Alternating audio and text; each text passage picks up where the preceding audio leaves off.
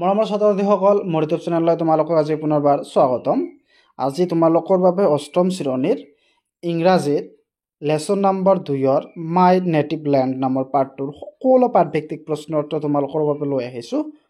মৰমৰ ছাত্ৰ-ছাত্ৰীসকল video' skip নকৰাকৈ লাষ্টলৈকে চাই থাকিব। ইয়াত এক্টিভিটিজত 1 নম্বৰত দিয়া আছে কি read the poem and answer the following question. ইয়াত এ নম্বৰ কোৱেশ্চনত দিছে কি what does the old man ask the point? বৃদ্ধ মানুহজনে কবিক কি সুধিছিল? ইয়াৰ উত্তৰত হ'ব the old man asked the point what his land is like. Question B দিয়া আছে why does the old man ask the question to the point?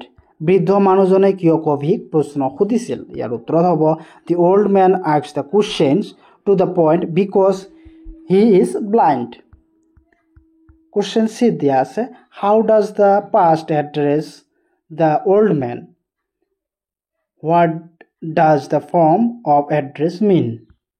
কবিয়ে বুঢ়া মানুহজনক কি বুলি সম্বোধন কৰিছিল? এই সম্বন্ধটো কি বুলি জনা যায়? ইয়াৰ উত্তৰত হ'ব the point address the old man. Incoming voice call. The point address the old man as kaka. It means grandfather.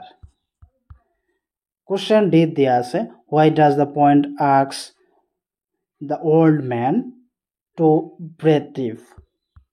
কবিয়ে বুঢ়া মানুহজনক কিয় উশাহ ল'বলৈ কৈছিল? ইয়াৰ উত্তৰত হ'ব the point asks the old man to breathe deep to feel the environment because he is blind. Question E দিয়া আছে with what does the point compare the cool breeze on the old man's face? কবিয়ে বুঢ়া মানুহজনৰ চৌপাশে বলি থকা শীতল বতাহজাকক কিহৰ লগত তুলনা কৰিছে? ইয়াৰ উত্তৰত হ'ব the point compares the cool breeze of the old man's face with the peaceful breath of his land. Question F দিয়া আছে with what does the point compare the contended gargling of the little baby? কবিয়ে সৰু ল'ৰাৰ কলকলনি কিহৰ লগত তুলনা কৰিছে? ইয়াৰ উত্তৰত হ'ব the point compares the contended gargling of the little baby with the sail of his land. Question G দিয়া আছে what does the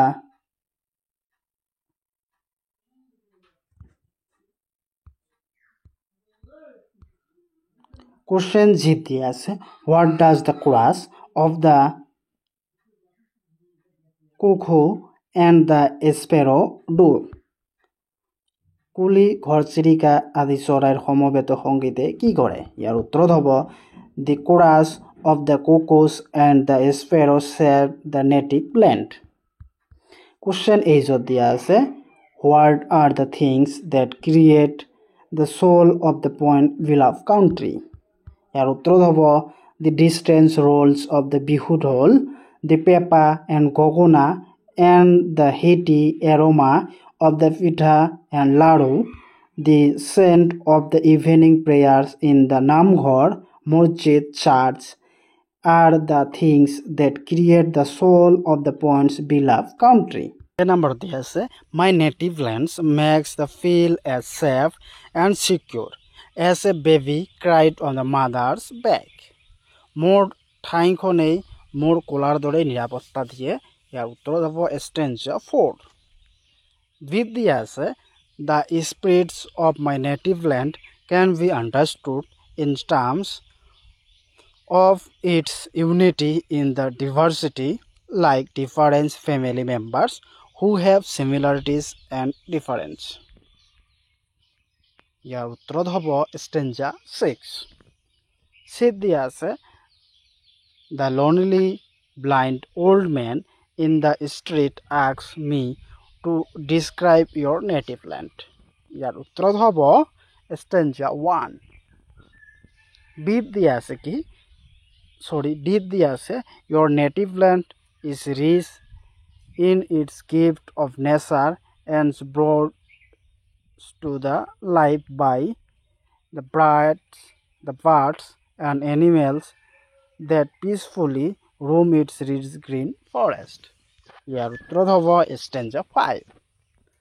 It দিয়া আছে the touch of your native land is as peaceful as the cold, fresh rolling after the night, the thunder and rain. ইয়াৰ উত্তৰ হ'ব stanza 3. Question 3 দিয়া আছে note the poem is the series of the informations to the blind man on that his land is like. The girl provides the informations by making use of the sentence that are very strong in blind persons. These sentences are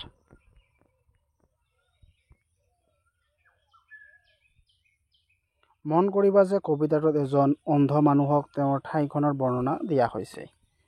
ছোৱালীজনীয়ে তথ্যসমূহ অন্ধ ব্যক্তিজনে নিজৰ ইন্দ্ৰিয়ৰ জৰিয়তে অনুভৱ কৰিব পৰাকৈ দিছে।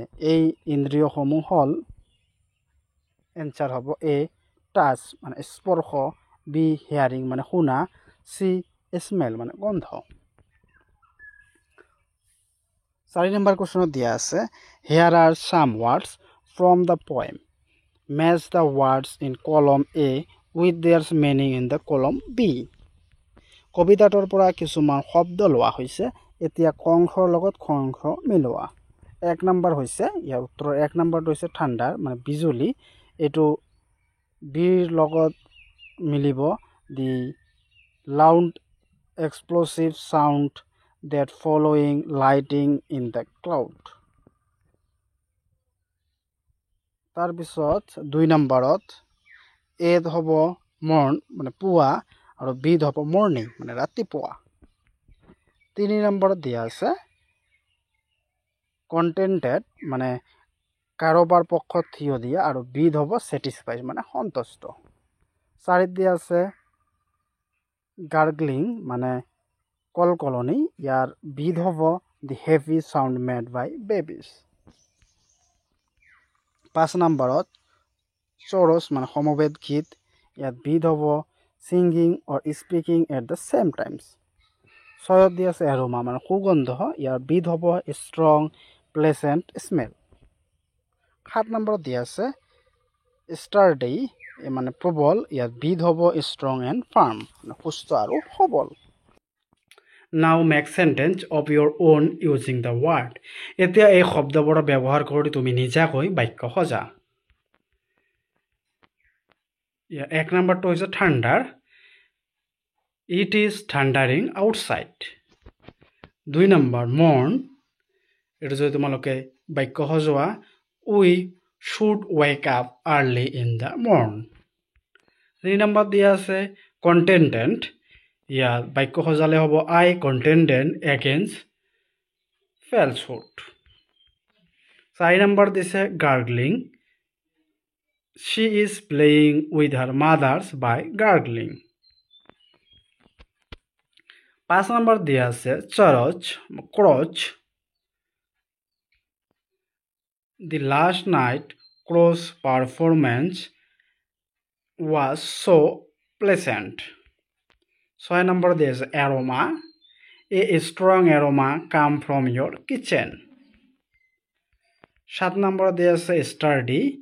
She was a short, sturdy woman in her early 60s.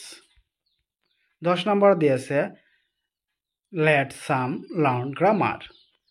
ব্যাকৰণ শিকোৱা দিছে rewrite the sentence below in the indirect speech. তলত দিয়া বাক্যবোৰ পুনৰ পৰোক্ষভাৱে লিখা। ইয়াত 1 নম্বৰত অৰ্থাৎ এ নম্বৰত দিছে the point said the old man feel the cool breeze on your face. কবিয়ে বুঢ়া মানুহজনক কৈছিল তোমাৰ চৌপাশে বলি থকা শীতল বতাহজাক অনুভৱ কৰা। ইয়াৰ উত্তৰত হ'ব the point told the old man to feel the cold breeze on his face. B নম্বৰত দিয়া আছে the man said to me listen to the gargling of the little baby. ইয়াৰ উত্তৰত এনেকৈ তোমালোকে লিখিবা the man requests to me listen to the gargling of that little baby. Question C দিয়া আছে the teacher said to us enjoy your holidays. ইয়াৰ উত্তৰ হ'ব the teachers said to us থাকিলে তোমালোকে এনেদৰে advise us to enjoy your holidays. তাৰ পিছত question D দিয়া আছে she said to him to come to their house the next day. এইটো এনেদৰে হ'ব she told said আছে told হ'ব told him to come to their house the next day.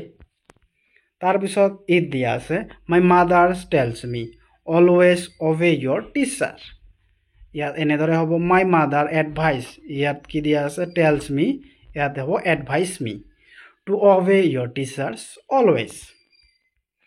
F দিয়া আছে I said to him come your house tomorrow. ইয়াত I said to him দিয়া আছে ইয়াত হ'ব I told him to come to your house the next day. G দিয়া আছে she said to me get me glass of water please. ইয়াত হ'ব she request ইয়াত said to me দিয়া আছে ইয়াত request me হ'ব to get her a glass of water. H দিয়া আছে the man said to me ইয়াত হ'ব the man request me please close the gate. ইয়াত হ'ব please close the gate. Please close the gate. ইয়াত হ'ব to close the gate. ইয়াত please নহ'ব request me to close the gate.